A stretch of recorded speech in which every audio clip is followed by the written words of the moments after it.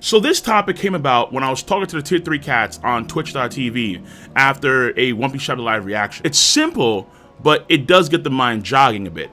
And I do plan on doing more of these character-based videos in the future. When it comes to who is the best One Piece character, I'm pretty sure everyone has asked this question to themselves at least once or twice. And a lot of folks champion characters like Doflamingo.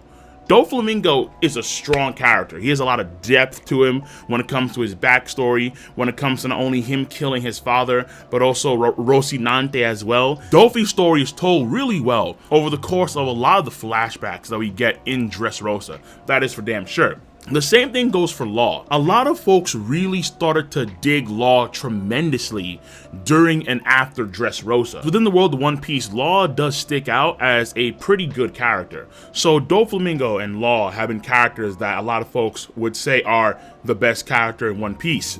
Other good options, I think, are Nami and Robin. I would lean far more towards Robin than Nami, but I can understand why a lot of folks vouch for Nami. But in the pre-time skip, they were good. When it comes to the overall character scheme, they were pretty good, pretty well written. In the post-time skip, Oda has shifted gears away from that because of focusing on other characters, because the world, and that's kind of the problem where in the pre-time skip, everything was really focused and centered around the Straw Hats, whereas now in the post-time skip, it's gone well beyond that. And as a result, a lot of the characters that used to get like a lot more shine, a lot more activity when it comes to their character scheme, that doesn't happen anymore because Oda is focused now on characters like Law and I mean eventually of course Eustace Kid and as of late Killer, characters like that. But that being said, I would say that Nami and Robin are pretty good characters too. In particular, I would go for Robin because I like her pre-time skip character scheme more than I do Nami's. But in the post-time skip, both Nami and Robin have been lacking. It is what it is. If we're talking about, let's say, contained characters within their own ecosystem, within the story, like flashback characters, for me, Kalgor and Norland are, I think, like, they're the real deal. That's probably one of the best flashbacks in all of One Piece. The Kalgor and Norland flashback of Skypiea is a hard-hitting, high-impact, and just the bromance that we see of Kalgor and Norland is executed so well through and through. And it's really tragic and sad and damn near heart-wrenching. But I would say overall, very good stuff nonetheless. And then you have other characters like Katakuri, Whitebeard. I would say that the best Straw Hats, like the top two best Straw Hats are Usopp and Sanji when it comes to the overall character scheme, though a lot of folks dig Zoro hard as well, obviously. So when it comes to the question at hand, who is the best character in One Piece? The best character in One Piece? There are a lot of options. If someone said Katakuri, I can understand why. If someone said Usopp, I can understand why, without question. If someone said Sanji, I can understand why, without question. If someone said someone like Buggy, I'm like, no, like what? The f*** you say to me, you little— Listen. Buggy's mid-tier. He's low tier. But I can understand, to an extent, a lot of characters if folks said that they were the best character in One Piece. And mind you, when it comes to character, my stance on this has changed. Because a lot of folks used to watch my Naruto content. And honestly, it was this way for a long period of time, probably up until recently, where recently, and when I say recently, I mean like in the past like 3 years. That's what I mean recently. Where my stance on this has kind of changed to where, yeah, character growth is very important. And when I say growth, I used to call it development. When a character changes, for the most part mentally, that mental change is character growth.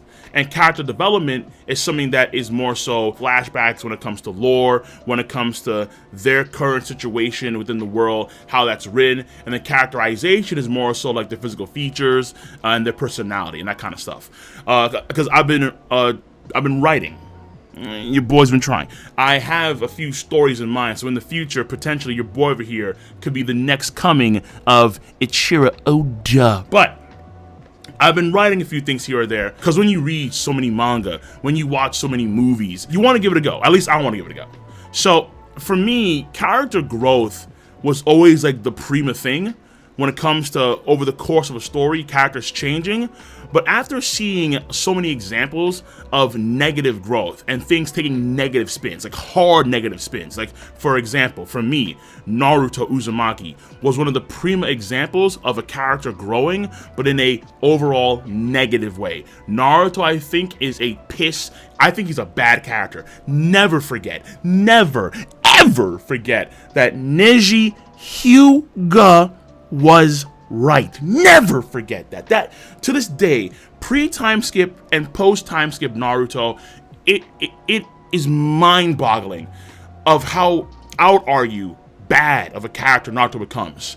And then for me, you have My Academia. And by the way, I'm not a manga reader. I kind of was, but I'm not anymore. Now I'm an anime watcher. A lot of the characters I can't necessarily differentiate when it comes to their character growth. It all goes along the same lines for the most part. And I can understand it, but it's not necessarily unique within the scope of that world, which is why someone like Endeavor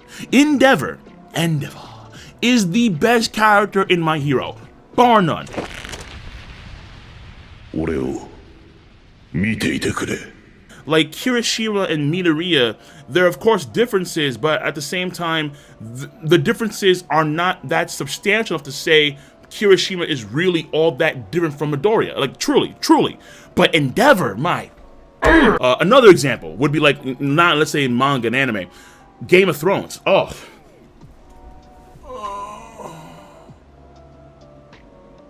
What was that? What was that, man? Season 8 is trash.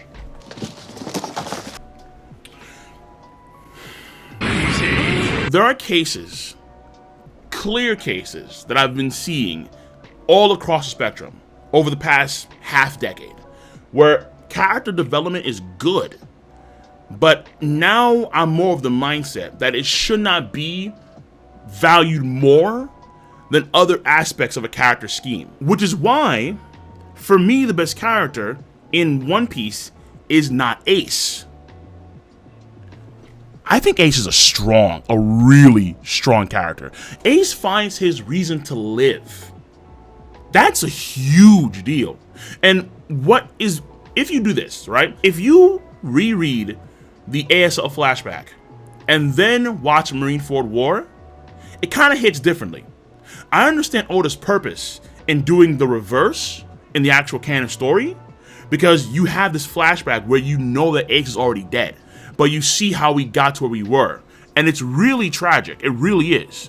But if you do the flip side, it hits different, like in a good way, and you come to appreciate Ace as a character truly more, like you do. Like Ace, I think, is a very, very, very good character, and how Oda wrote him, I thought was very well.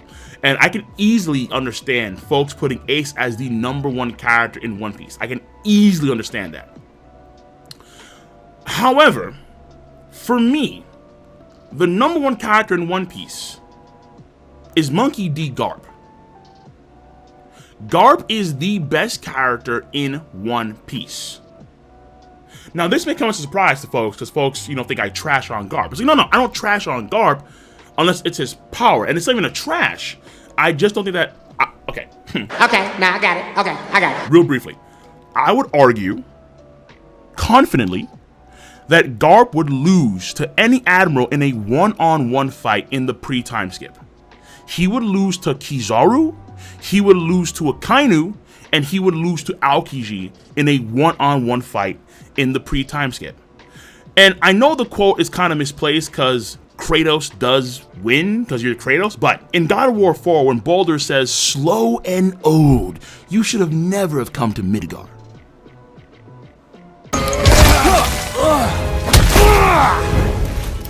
Slow and old, you should never have come to Midgard. So, care to try again? That's kind of the way I see Garp. Garp is slow and old. And even though back in the day, him and Roger had some crazy stuff going on, #1, I see Prime Whitebeard to be stronger than Prime Garp, #1. And then #2, in the pre-time skip real time, Garp noted that his strength was at half capacity. When he threw the cannonballs at Luffy and company at the end of Water 7, he said that he could only throw these cannonballs half as good as he could. So his strength is potentially, at best, there could be an at worst, honestly, but at best, it is at half strength as it used to be, which is why I kind of put him in like the higher tier of Vice Admiral strength. Like he's the strongest Vice Admiral, or he's like the lowest tier of like an Admiral strength. That's how I see Garp's power. But when it comes to his character, it is tremendous, without question. Because to me, a lot of folks despise Garp for what he did, or in this case didn't do, in Marineford War. That to me is a level of character development that is so deep that it just fascinates me to no end. There's so much potential there. Like, for example, the fact that Garp understands how bad the Celestial Dragons are. When even Stelly is talking about them, he calls them like trash, or that kind of stuff. That's Celestial Dragons. And yet Garp serves the Marines regardless. He didn't want to be an admiral because he didn't want to serve directly under Lieutenant Rubito, and yet Garp still serves the Marines regardless. He was an arch nemesis of one Gold D. Roger, and yet he watched over Ace after Portagosh D. Rouge died when she gave birth to Ace, and then after that with Dodon, of course, we all know what happened there. But, my God, this is his arch nemesis. Garp as a character does not grow, per se. He doesn't change, per se. But his character development in not only his stand within the world of One Piece, but also when it comes to his values and his morals, which I find to be, like, I don't blame Garp. I don't think that Garp was wrong for not saving Ace. I really don't. Garp has a level of depth to him from a character development standpoint that I think that none of the characters in the story can match.